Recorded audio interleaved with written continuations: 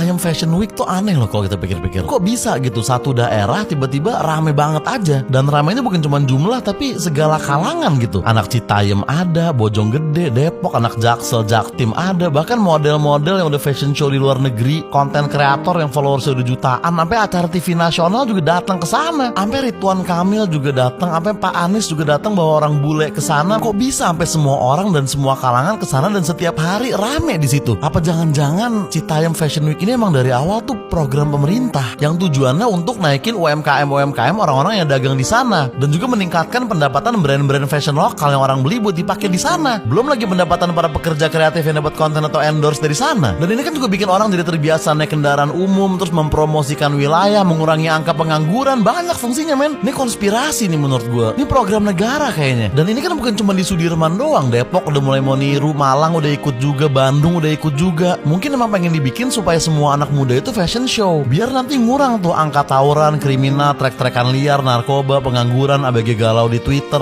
Mungkin itu niat pemerintah. Dan mungkin itu kenapa di Citayam Fashion Week itu ada bonge dan kurma. Karena kan bonge, kurma, BK, Bung Karno. Nah gitu kan kebetulan banget. Mungkin itu kenapa banyak banget di sana yang pakai Erigo. Karena kan ada RI dalam Erigo. Erigo gitu, RI-Go, kayak RI-Go. Yuk bisa yuk sukseskan program ini. Kan sekarang kan begitu. Mungkin itu kenapa ada janji jiwa di sana, karena ini kayak janji dari pemerintah untuk memperbaiki jiwa-jiwa rakyatnya gitu. Dan buat lo yang gak sadar, samping janji jiwa di sana tuh langsung ada foto presiden loh di atas gedung. Ini bukan tren, men, ini revolusi. Ini upaya dari negara untuk membudidayakan SDM, khususnya Gen Z, dan mungkin bisa membantu ekonomi negara juga. Kita nggak pernah tahu. Mungkin kalau di setiap kota ada Citayam Fashion Week, mungkin rupiah bisa melambung tinggi. Lu tahu selebeo, kata-kata yang sering JJ bilang, asal lu tahu ya, sele atau SLE itu di dunia kedokteran tuh dikenal sebagai penyakit 1000 wajah. Dan BEW itu adalah singkatan resmi dari Board of Economic Warfare. Jadi selebeo itu artinya adalah 1000 wajah dari jajaran alat perang ekonomi untuk memperbaiki keuangan negara. Maksud gue, masa ya itu kebetulan sih? Ini pasti terstruktur. Pemerintah sengaja jadiin DJ itu duta nongkrong. Dia tuh di sana sering ngingetin bocah-bocah sana biar nggak buang sampah sembarangan loh, supaya kelakuan mereka beradab gitu. Mungkin itu untuk merepresentasikan sila kedua kemanusiaan yang adil dan beradab. Mungkin kurma diajak karena namanya itu sama kayak buah yang paling melekat dengan agama mayoritas di Indonesia, untuk merepresentasikan sila pertama. Mungkin Roy nolak beasiswa dari Pak Sandiaga Uno untuk mencerminkan sila kelima, ya keadilan sosial gitu. Mungkin dia nggak mau sekolah gratis ketika masih banyak anak sekolah yang harus bayar. Dan mungkin Bonge bilang bahwa mereka akan pindah ke daerah PIK itu untuk menunjukkan kekompakan mereka, kemusyawarahan mereka, untuk merepresentasikan sila keempat. Dan sila ketiga nggak perlu representatif lagi karena persatuan Indonesia kurang lebih udah terjadi di sana. Dimana lagi lu bisa ngelihat supermodel ketawa-ketawa happy di zebra cross sampingan sama bocah Jaktim pakai kaos dikis belel yang rambutnya bawa asap angkot Arimbi flyover Pasar Rebo. Dimana lagi lu bisa ngelihat bintang film layar lebar emperan di trotoar nyeruput Nutrisari Blewah samping-sampingan sama bocah Depok yang celana jeansnya digulung satu dan hoodie roughnecknya palsu. Dimana lagi lu bisa ngelihat persatuan Indonesia terjadi seintim ini kalau bukan di Citayam Fashion Week? Pantesan mereka tuh nggak gentar diserang dari sisi manapun. Banyak loh serangan buat mereka. Banyak yang nyoba bubarin mereka, dibilang merusak estetik, buang sampah sembarangan, ketiduran di stasiun, menormalkan laki-laki pakai baju cewek. Tapi apakah mereka bubar? Apakah mereka ngedown? Apakah mereka langsung baca filosofi teras terus bikin tweet di Twitter? Kagak, karena ada azas-azas Pancasila tadi yang dulu dipakai juga sama pahlawan-pahlawan kita buat melawan penjajah.